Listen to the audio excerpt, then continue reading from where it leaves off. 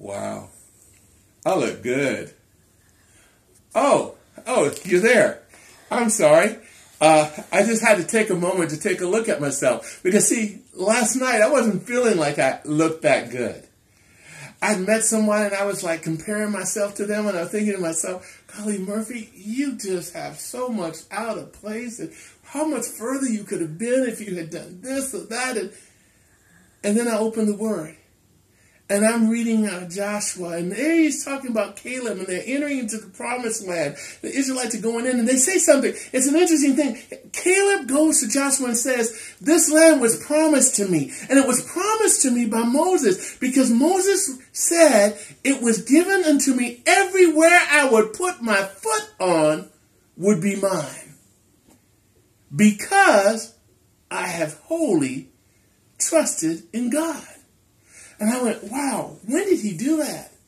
And so I went back and I looked to see, where did Caleb get this promise? And it goes all the way back when they first went to spy out the land. I don't know if you remember the story, but it's real simple. The Israelites were a people that God had called out of Egypt, and they were going through the wilderness, and now they were about to enter into the promised land. But they had an opportunity to go in way early. Right after they got out of Egypt, it wasn't very far, they were able to go into the promised land. And so Moses sent out 12 spies. From each of the tribes. And one of them was Caleb. And Caleb goes out there. 2 of them came back with a good report, Caleb and Joshua.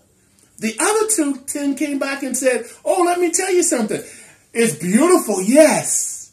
Like a lot of stuff God has promised us. It's beautiful, yes. Oh, but like a lot of stuff that we know that's good for us, it also has some issues. There's some giants in the land. Oh, and the Amalekites live over here, and the Canaanites live here, and the Jebusites say, oh, it's already occupied. Other people already got what is supposed to be mine. I don't know if I can get it. In fact, they came back and they said, oh, it's all there, but hear what? I don't think we can do it. But Caleb said something different. Let me tell you what Caleb said. Caleb was pretty awesome. Caleb said, after they came up, Caleb came back and said, Caleb stilled the people and said, let us go up at once and possess it, for we are well able to overcome it. Wait a minute here. You know what I didn't see? I didn't see where Caleb stopped and asked God. We're talking about God's people, right? And we're always supposed to ask God, right? So why is it that Caleb doesn't ask God, but he says, I know we can overcome it. Let us go right now. Because see, Caleb had something different. Moses saw it.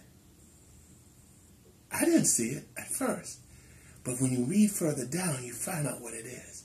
See, I like reading this cover to cover because I get to see stuff like this. And I get to become friends with these folks. And I get to understand how it is. What difference it makes in my life. Let me show you something.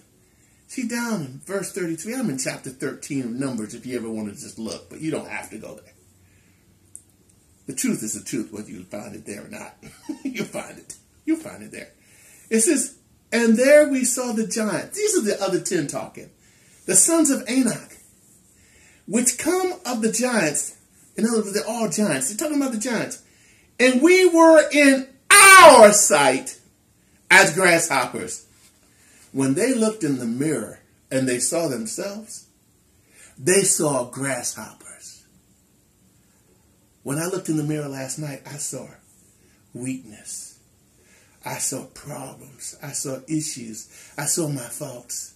They looked in the mirror and that's what they saw. And then you know what's interesting? And so we were in their sight. Wait a minute. Because they saw themselves as grasshoppers, the giants also saw them as grasshoppers. Now, I'm going to tell a little bit on my age because, see, Danny DeVito was a great actor. I loved him. I think he's just awesome because he was a short man, but he never played a short man role. You never looked at him when he was acting and thought, oh, he's a short man. Oh, wow, he's playing. Oh, it's nice they gave him a short man role. No, that wasn't it. No matter what role he played a man, a strong man. It was amazing. And twins with Arnold Schwarzenegger and all his muscles, and then little short Danny DeVito. But he never saw himself that. And so when we watched him in the movies, we never even thought that. See, they saw themselves as grasshoppers.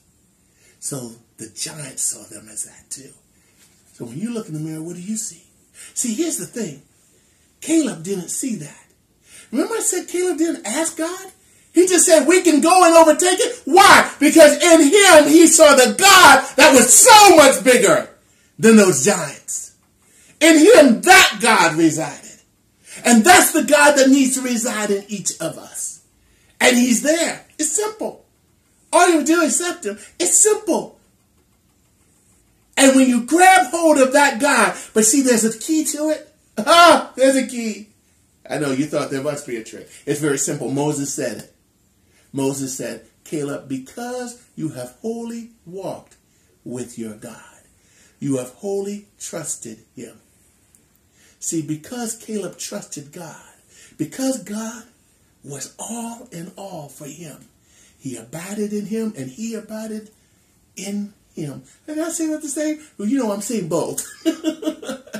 Caleb abided in God and God abided in Caleb. That Caleb could just speak and know. Because in Caleb's mind, the giants were grasshoppers compared to God. In fact, they were ants. They were microorganisms compared to our God. So when you look in the mirror, what do you see? Do you like it? I like what I see. Because I don't just see me in this mirror. I see the God in me. Do you?